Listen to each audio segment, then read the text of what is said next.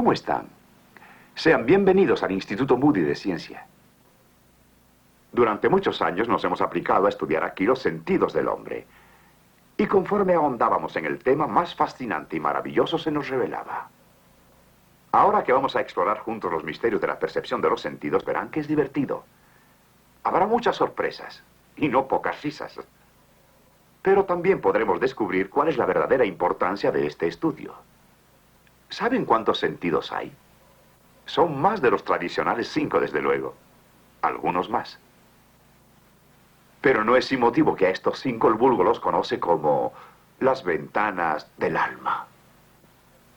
El sentido de la vista, que nos hace apreciar toda la belleza y el encanto del mundo que nos rodea.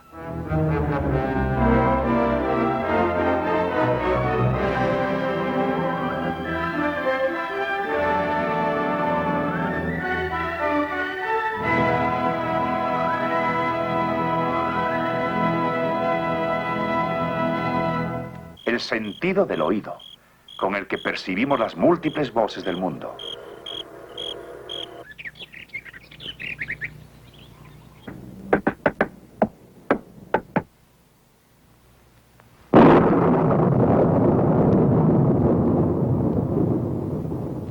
El sentido del gusto y sus delicias sin término. Y por supuesto, ese imponderable sentido del olfato. El sentido del tacto, prodigado por igual a manos jóvenes y ancianas. Son maravillosos los sentidos vistos cada uno por separado. Pero nuestros sentidos no funcionan de manera aislada. Al contrario, marchan juntos en equipo, formando un sistema electrónico complejo que funciona con toda fluidez. Observemos el comportamiento de este sistema en un juego de béisbol.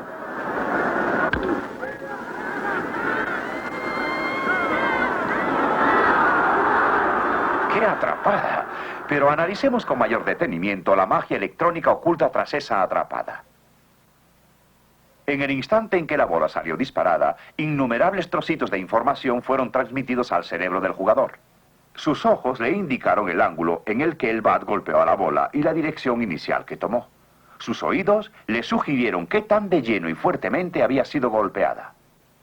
Su sentido del tacto le dio la pista sobre la velocidad y dirección del viento. Y a su memoria afluyeron miles de indicios adquiridos en pasadas experiencias. Toda esta información contribuyó a resolver un complejo problema en el cual intervienen la geometría, trigonometría, cálculo y balística. Y logra la atrapada. En un solo día de actividad normal, es probable que el sistema sensorial de nuestro cuerpo maneje más mensajes de los que se hayan encargado todas las líneas telefónicas y telegráficas del mundo en los últimos 50 años. Los sentidos del hombre son maravillosos y cumplen con su objetivo a la perfección, pero en cuanto toca su capacidad de percibir el mundo que nos rodea, son extremadamente limitados. Tomemos, por ejemplo, el sentido de la vista. Nuestros ojos son sensibles a una particular escala de frecuencias a la que llamamos luz visible. Pero la luz visible es solo una pequeña porción del espectro electromagnético que incluye ondas eléctricas, radioondas, rayos infrarrojos, ultravioleta, rayos X, gamma y cósmicos. En realidad, todo esto es luz y no otra cosa. Pero casi todo es luz que no percibimos nosotros. Estas frecuencias tienen importancia especial para nosotros porque únicamente a ellas responden siempre nuestros ojos. Las ondas eléctricas y las radioondas tienen diferentes propiedades debido a su diferente longitud de onda. Y para el resto del espectro lo mismo es valedero. Aún dentro del espectro visible hay longitudes de ondas distintas que tienen diferentes propiedades. En el espectro electromagnético, las ondas más largas son las eléctricas, que normalmente nos suministran energía. Las ondas eléctricas tienen unos 5.000 kilómetros de longitud, pero conforme se acortan y vibran más rápidamente, gradualmente emergen como radioondas. Las radioondas más largas las sintonizamos en nuestros receptores radiofónicos comunes, en tanto que para las ondas más cortas debemos usar receptores de onda corta aparatos de televisión, varios sistemas de radar. Pero conforme las ondas se hacen más cortas y vibran cada vez más rápidamente, nos aproximamos a la sección del infrarrojo. Estas ondas no las podemos captar en nuestros equipos de radio o de televisión. En cambio, podemos apreciarlas en nuestros cuerpos y les llamamos calor. Las longitudes de onda de la luz invisible infrarroja están tan próximas a las de las ondas más largas de la luz visible que a veces se pueden identificar simultáneamente. Al movernos a través del espectro visible, las ondas se acortan y vibran cada vez más a prisa, desapareciendo el violeta visible en el invisible ultravioleta, llamada también luz negra. Ahora bien, las ondas ultravioletas son tan cortas y vibran tan a prisa que escapan a los ojos, pero se pueden observar sus efectos. Las quemaduras del sol, por ejemplo, son causadas por la luz ultravioleta invisible. Algunos minerales transforman la luz invisible ultravioleta en luz de frecuencia visible. No son nada extraordinario, ¿verdad? Pero ahora encendamos sobre ellos luz invisible ultravioleta. Instantáneamente fulgura su esplendente belleza al regresar las ondas cortas de luz ultravioleta invisible en luz de una longitud de onda mayor aparente a nuestros ojos. Conforme avanzamos en el espectro, llegamos a los rayos X. Por supuesto, nuestra vista no es sensible a la luz de los rayos X. Pero la película fotográfica sí lo es, hecho del que se hace uso a toda hora en los laboratorios médicos. Así nosotros, que nos preciamos de ver mucho, trastabillamos en un mundo refulgente de esplendor y gloria, de luz y color por el que pasamos casi ciegos. ¿Es que nuestra vista entonces no es todo lo grandiosa, admirable y maravillosa que suponíamos? Nada de eso. Lo que pasa nada más es que el universo que nos rodea es infinitamente más espléndido de lo que hayamos podido soñar. Todos nosotros hemos oído a alguien decir: me niego a creer en aquello que no vea con mis propios ojos. Lo menos que se puede decir de tales personas es que poseen un criterio muy estrecho sobre el mundo en el que están viviendo. Sí, nuestra visión es en realidad limitada.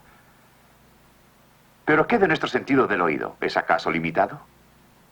Bien, ¿han oído un silbato como este alguna vez? Silencioso, ¿eh? No, no lo crean. Es un silbato ultrasónico para canes. En realidad silba muy fuerte.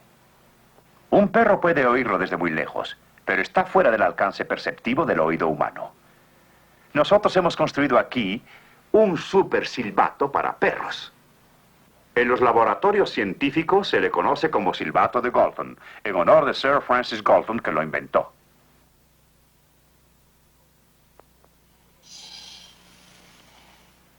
El silbato está pitando con su máxima fuerza.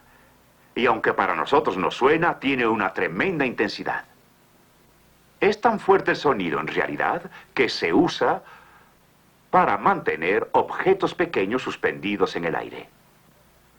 El silencioso sonido del silbato rebota de arriba a abajo formando un esquema de onda estable. Estas ondas golpean violentamente a las moléculas del aire, haciéndolas moverse como en un mar enfurecido, excepto en 2 puntos de cada onda. Es en estos puntos, llamados nodos, en donde están suspendidos los trocitos de corcho. Este mundo de sonido silencioso hace que el hombre se enfrente a un reino que se extiende insondable, traspasando los estrechos límites de sus sentidos. Ahora bien, antes de que se conociera la naturaleza molecular de la materia, el sentido del olfato y en menor grado el del gusto eran casi un completo misterio. El conocimiento, sin embargo, no ha menguado la maravilla de estos sentidos químicos. Nos ha permitido más bien apreciar un poco mejor sus maravillosas cualidades.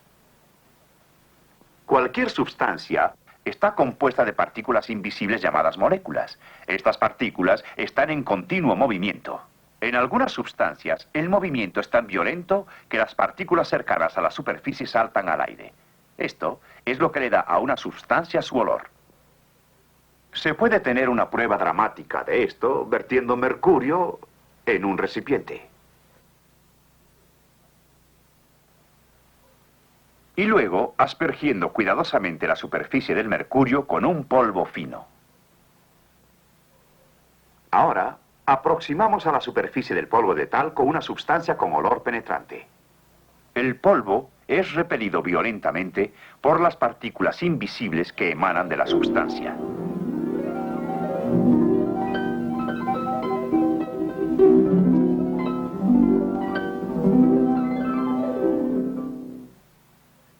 El hombre ha ideado instrumentos tan sensibles que pueden descubrir una parte de una sustancia en 10 millones de partes de aire.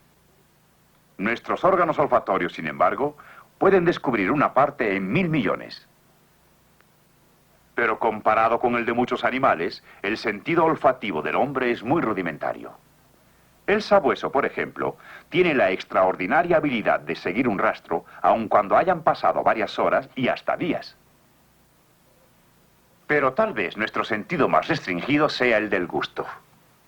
Sí, aún las personas que se precian de ser muy perceptivas a las diferentes clases de sabores no pueden distinguir, al igual que el resto de los humanos, sino 4 grupos: salado, dulce, agrio y amargo. ¿Sabían ustedes que si a una persona se le vendan los ojos y se le obstruyen por completo los conductos nasales, será incapaz de discernir entre una cebolla, una manzana, una pera y una patata? Eso es un hecho. Es el olor el que hace diferentes a los sabores. Cuando iniciamos nuestro estudio sobre los misterios de la percepción sensorial, una de las primeras cosas que hubimos de reconocer fue el hecho de que no vemos con los ojos ni oímos con los oídos. Los órganos no son sino los receptores externos. El verdadero lugar en donde se perciben los sentidos es el cerebro. Es ahí en donde vemos, oímos, distinguimos olores, saboreamos alimentos y percibimos el mundo que nos rodea. Y qué bueno que así sea.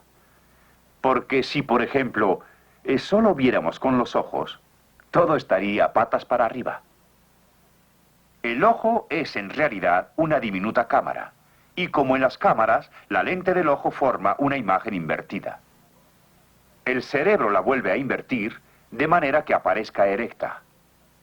¿Y bien? ¿Qué pasaría si usáramos un sistema de lentes que formara una imagen derecha?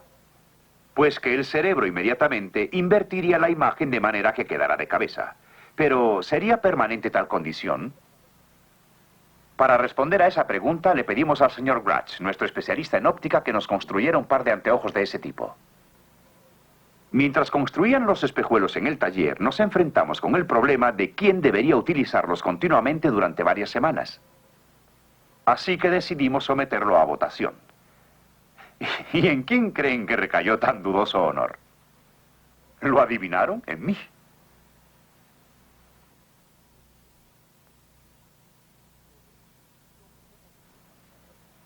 Desde el principio me fue posible caminar en ese trastornado estilo, pero no me costó ningún trabajo pescar un mareo formidable. Se decidió que por el bien de ustedes y el nuestro, se efectuaran las primeras pruebas estando sentados. Pero aún el sentarse no era tarea fácil. Aún las cosas más sencillas al principio parecían imposibles. Ningún esfuerzo de concentración podía sobreponerse al impulso de extender la mano en la dirección opuesta. Debía, estando despierto, usar en todo momento los anteojos mientras durara el experimento. Si en alguna ocasión me los quitaba, debía cerrar los ojos y cubrirlos por completo. Dirigirme al trabajo caminando patas arriba era una experiencia exhaustiva, pero me proporcionó un valioso periodo de reaprendizaje y reorientación. También provocó bastante conmoción entre el vecindario. Gradualmente se me fue haciendo más fácil caminar por ese mundo invertido. Mediante un lento y penoso proceso, la imagen en el cerebro volvió a enderezarse. Llegado ese momento, ideamos una demostración irrefutable que demostrara que se había logrado la reorientación.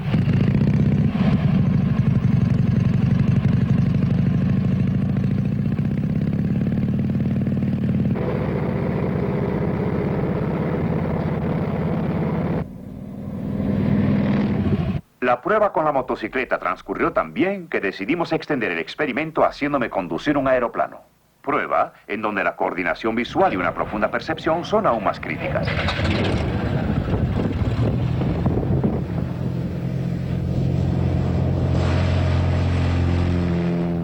El vuelo duró más de 1 hora y en su transcurso se efectuaron todas las maniobras normales de un viaje aéreo.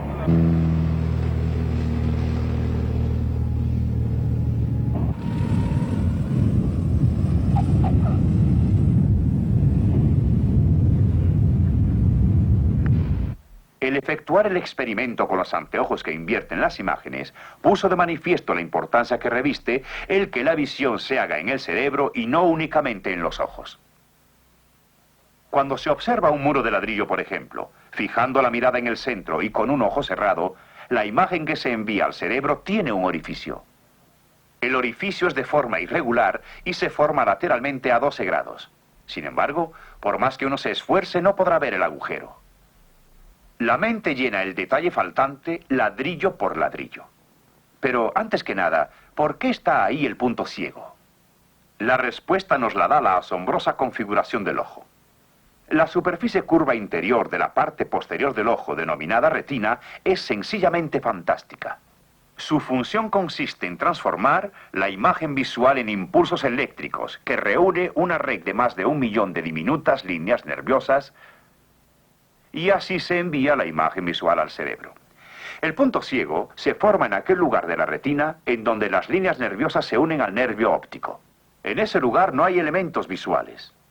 Y bien, es estupendo que ese punto no esté en el centro de la retina, porque de ser así nuestra visión sufriría un serio menoscabo. En la forma en que se encuentra, no obstante, el orificio siempre está ahí en la imagen que se envía al cerebro. Pero el cerebro siempre llena el hueco con detalles similares a los que lo rodean. Supongamos que alguien dijera, bueno, puede que no vea todo lo que me rodea, pero si lo que veo lo veo bien, puedo seguir fiando mis sentidos. Recientemente se han efectuado multitud de detalladas investigaciones y estudios respecto a la exactitud de los sentidos con resultados más que asombrosos. El científico Adelbert Ames ha perfeccionado varios experimentos. En esta figura, los dos extremos son obviamente paralelos. Pero los dos lados no son paralelos porque los dos extremos no tienen igual longitud. Esta figura se llama trapezoide. Retiremos la cubierta. ¿Están un poco confusos? Bueno, todo lo que hicimos fue cortar unos huecos en la figura y pintarlos como marco de ventana. Pero tal vez dirán ustedes, a mí no me engaña, eso es un trapezoide. Pues sí, aún es un trapezoide. Vamos ahora a dar vuelta a la figura y ver qué sucede. ¿No parece dar vuelta el marco de ventana, luego detenerse y cambiar de dirección? Pero eso no es el caso. Está girando continuamente en el sentido de las manecillas de un reloj. Aun cuando sabemos que así ocurre, la ilusión aún persiste y se parece cada vez más a una ventana. Bien, pondré un punto de referencia. Tal vez el cubo ayude a seguir con la vista el extremo del trapezoide.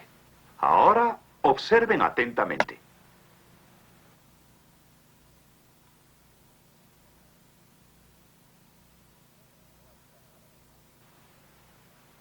No ayuda a nada, ¿verdad?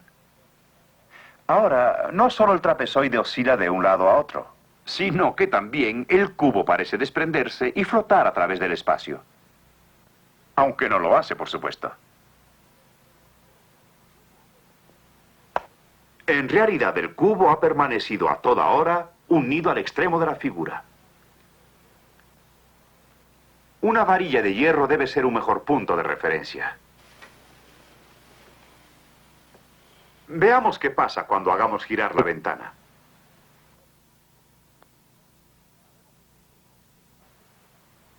Sabemos desde luego que el marco en rotación no puede doblar la varilla de hierro ni hacer que ésta atraviese la ventana. Pero el saberlo no parece servir de nada. Persiste la ilusión de una ventana oscilante. Desde nuestra más tierna infancia, hemos sabido por experiencia que las ventanas son rectangulares y que todos sus lados son paralelos. Nuestro ojo envía una imagen exacta al cerebro, la imagen de un trapezoide pintado como una ventana. Pero el cerebro dice, esa es una ventana. Y antes que abandonar la idea de que todas las ventanas son rectangulares, la mente acepta toda clase de cosas imposibles. Barras sólidas que se doblan o atraviesan la materia, sin agujerearla, por supuesto. Hemos enfatizado el hecho de que la visión se realiza en la mente, no solo en los ojos. Creo que ya se habrán impuesto de la importancia de este énfasis. Pero Adelbert Ames tiene muchos otros experimentos a cual más reveladores. Al entrar en esta habitación, percibe uno enseguida que algo no marcha bien, pero no puede precisar qué es. Su mente les puede sugerir que he disminuido de tamaño, pero ustedes saben que eso no puede ser cierto. Sus ojos, sin embargo, les dicen la verdad, que el piso va hacia arriba y el techo se inclina hacia abajo, que las paredes están muy distorsionadas y las ventanas, bueno, sería casi imposible hacerles cortinas. Sí, sus ojos les están diciendo todo esto, pero su mente simplemente se rehúsa a creerlo. Tal vez esto ayude. Imagínense, y eso que no me atiborré de vitaminas. Pero también funciona para el otro lado. Y ahora, si retroceden un poquito, verán cuál es la verdadera causa. Salta a la vista desde esta distancia, ¿no es verdad? Piso en declive, techo inclinado, muros torcidos. Pero puesto que ahora comprendemos el porqué, ya no tendremos dificultades en adelante, ¿no es así? ¿O las tendremos? Parece ser que en esta casa, para cada ventana, hay un tamaño distinto de cara, ¿verdad? Pero las caras no tienen nada de particular. Son las ventanas las que están afectando al cerebro, ¿recuerdan? Un enano y un gigante. Veamos si podemos emparejar las cosas un poco.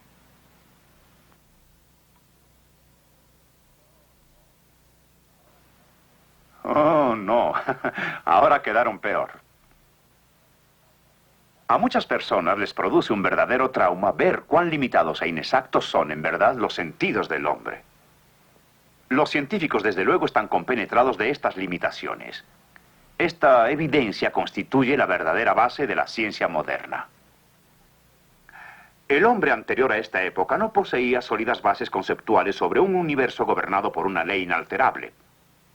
Ensoberbecido, teorizaba y filosofaba con la magra información que le suministraban sus muy limitados e inexactos sentidos.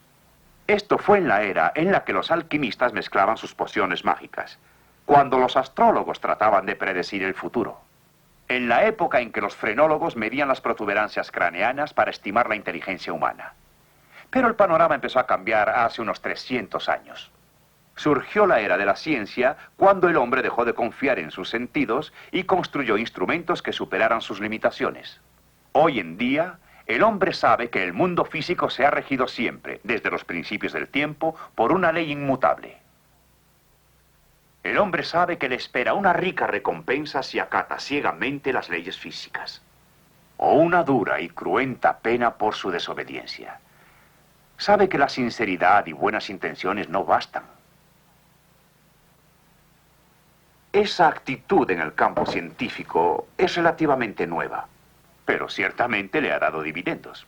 En cuanto el hombre adoptó esta actitud, se inició un brusco ascenso. Literalmente una explosión en el progreso científico. Y sin embargo, con todo este potencial para el bien, su poderío científico lo ha arrastrado hacia la más grande crisis que registre la historia de la humanidad. ¿Por qué arrastramos esta crisis hoy en día? Porque aunque el hombre ha logrado progresos científicos enormes de la noche a la mañana, en el campo espiritual tiene síntomas de estar viviendo en la época prehistórica del obscurantismo filosófico. Él parece aceptar que este es un campo compuesto exclusivamente por lo intangible. Un campo en el cual no existen valores absolutos ni leyes fijas. Y puesto que el hombre no reconoce otras leyes que las de su libre albedrío, se gobierna bajo las reglas que su propio capricho le ordena seguir. O sea, que otra vez el hombre vuelve a confiar en sus propias fuerzas. La soberbia lo impele a crear sus teorías filosóficas propias basándose en la mísera información que le dan sus pobres sentidos, los cuales en ese campo son aún más limitados y menos valederos. ¿Cuán a menudo oímos a las personas decir, pues yo tengo mi propia filosofía religiosa? Pueden imaginarse a un químico diciendo, yo tengo mi propia tabla de pesos atómicos. Volaría menos que canta un gallo. Tal actitud aplicada al campo físico resulta obviamente ridícula. ¿Pero acaso es menos ridícula esa postura aplicada a un campo más rigurosamente importante? Si en el campo de la física hay valores absolutos y leyes fijas, ¿no es lógico entonces asumir que exista un plan magistral similar en el campo espiritual y moral? Y si nos proponemos guardar obediencia a ese plan, ¿no podremos esperar un efecto igualmente explosivo? Surge ahora una importante cuestión. ¿Dónde vamos a encontrar esa inmutable ley moral y espiritual? Una respuesta parcial nos la da la naturaleza. Las leyes espirituales tienen también un equivalente o paralelo en las leyes físicas. La ley de la causa y el efecto es válida en ambos campos.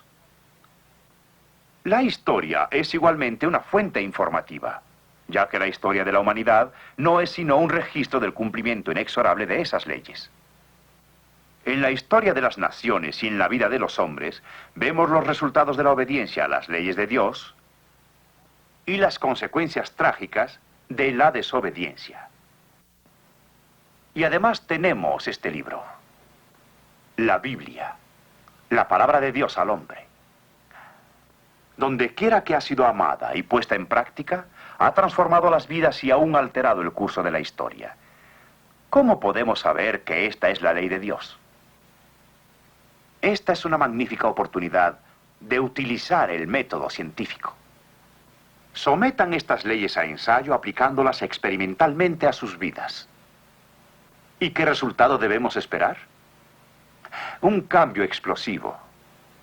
Uno de tal modo completo que las palabras salvación, conversión, vuelto a nacer, adquirirán un maravilloso, nuevo y personal significado.